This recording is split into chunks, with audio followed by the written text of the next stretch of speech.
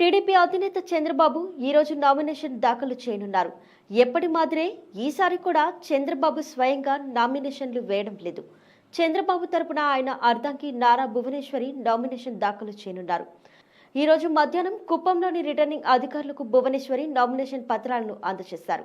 స్థానిక ప్రసన్న వరద రాజస్వామి ఆలయంలో చంద్రబాబు నామినేషన్ పత్రాలను ఉంచి భువనేశ్వరి ప్రత్యేక పూజలు నిర్వహించారు.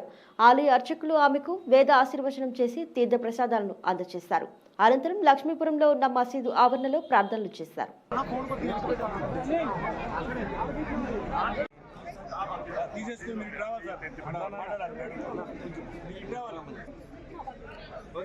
Okay sir. Okay madam.